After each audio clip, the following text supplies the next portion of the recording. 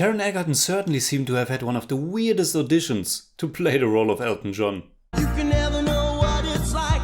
Your blood like a winter freezes just like ice. And there's a cold, lonely light that shines from you. You wind up like a wreck, you hide behind that mask you use. And did you think that you could never win? Oh, no. I'll rock you there.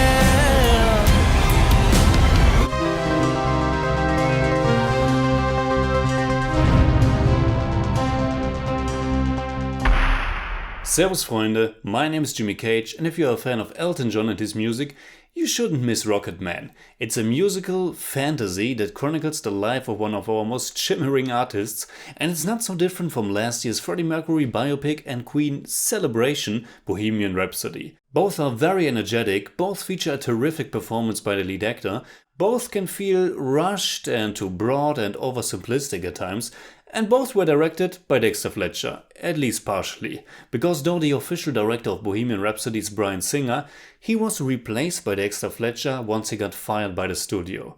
It's not that clear what parts exactly were directed by Fletcher, but putting both films next to each other you can clearly see a resemblance. And it's not just because of the similar subject matter.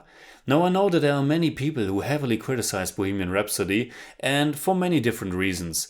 One of those, though I don't agree with it much, is that the film apparently didn't highlight Freddie Mercury's darkest sides enough. Now Rocketman on the other hand begins and also frames its entire story with Elton John rather spontaneously deciding to start group therapy, and some of the very first words from his lips are confessions about his many addictions. He's in full stage costume and the next sequence begins where every good therapy session starts. At his childhood, with a great musical number that juxtaposes John's colorful costume to the desaturated surroundings. We are transported back into the past, and we are also being introduced to one of the film's main themes, isolation.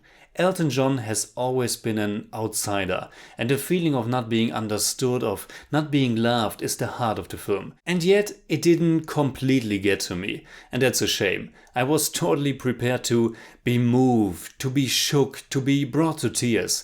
Yet Rocketman turned out to be a little bit hit and miss for me. Overall, I did enjoy it a lot for the most time, but it was also a bit frustrating and not quite as deep and powerful as it wants to be.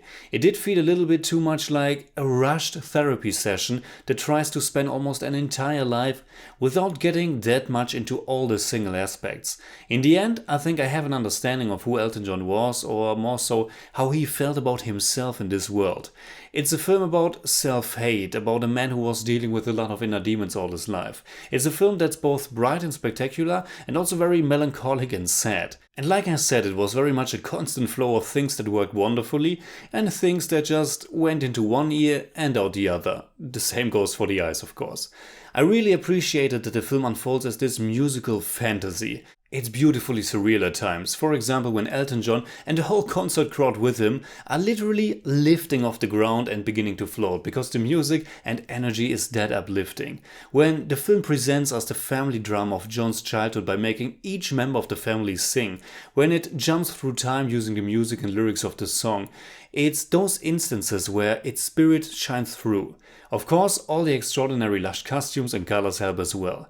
But where it's shiny and flamboyant in its visuals and music, it's also very traditional and almost paint by numbers when it comes to the overall progression of the story and how the characters are presented. And sometimes it's so on the nose that I couldn't buy into it much. For example, the relationship Elton had to his mother and father. The artificiality of it all is one of the film's assets, and yet I felt as if it's hindering it from ever becoming something that feels real and feels deep.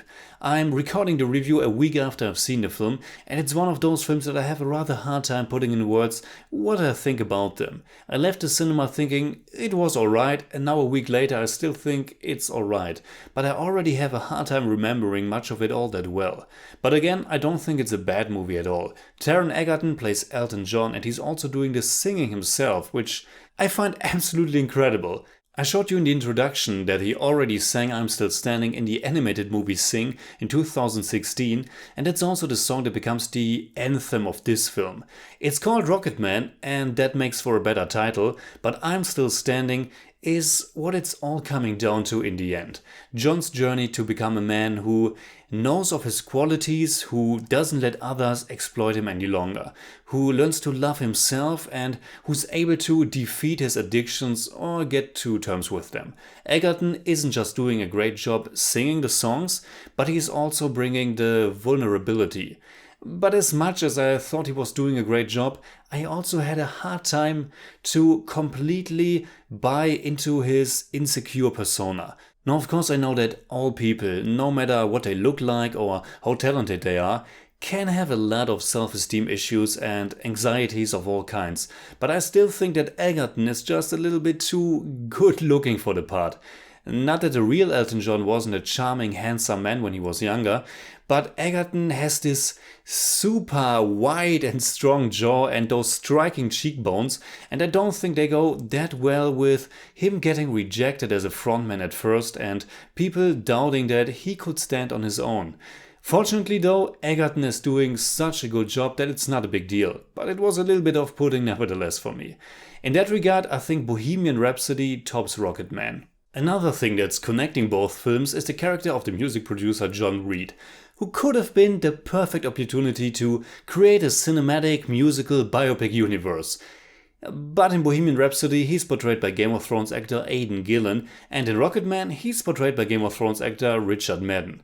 Madden is doing a good job, but I thought the role was written in a way that made it super obvious from the get-go that he would be someone who is not good for Elton John. On a more positive note, they aren't shying away from showing at least one sex scene between those two.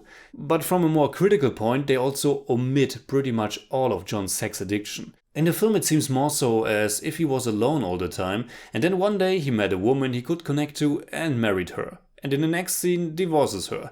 In total there are 3 scenes together, the one where they met, the shot where they married, and then the divorce. Of course his ex-wife isn't the focus of Rocketman, and the movie is about loneliness and not belonging, but at the same time this whole part of his life, and unfortunately many others as well, feel very rushed and are not explored enough. And that's also the stuff I mean when I said some things are so on the nose, like his mother telling him on the phone he will never be fully loved, or his father who's hugging his half-brother when he never hugged him as a child. Yes, it's all from Elton John's perspective, from his point of view as he's retelling his life and his problems in that surreal group therapy session, but that didn't make it more tangible for me. Again, I know that must sound as if I didn't particularly enjoy the film, but I really did, but it was also a very frustrating experience. But a thing that wasn't frustrating at all, but pure joy, was Jamie Bell and his performance of Elton John's lifelong friend and songwriter Bernie Taupin. Bell fills the role with such a genuine kindness that it's almost impossible not to fall in love with him and his friendship with Elton.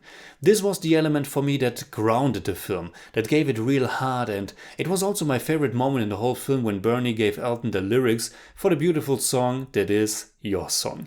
The film portrays Elton John as this natural talent who just sits down at piano and instantly creates wonderful music. It is a trope that's often used in biopics about famous artists, but in the context of this surreal musical it works, and it's used for some well-dosed humor, and in the instance of Your Song it creates a deeply beautiful moment of movie magic. But before I remember another moment that then diminished my enjoyment, I think it's better to leave it and come to the conclusion. So in German I'd say, Rocketman ist ein komischer Film. Er kann mitreißend, durchgeknallt, traurig und wunderschön sein, aber dann auch wieder generisch, austauschbar und banal. Manchmal geht er in die Vollen und dann wiederum macht er es sich viel zu leicht. Insgesamt ist er aber doch sehenswert und für Fans von Elton John sowieso. I give Rocketman barely 7 out of 10. It's more like 6.5, but I don't do that.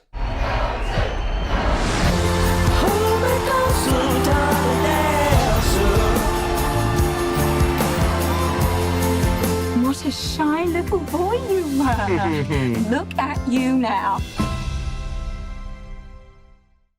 Alright, that's it like always. Comment below and let me know what you think about Rocketman. And also let me know what is your favorite song by Elton John. You can hit me up on Twitter, Facebook and Instagram simply at TheJimmyCage. And if you enjoyed this episode, please give me a thumbs up, share, subscribe, whatever you like. And make sure you hit that bell for all I have to tell.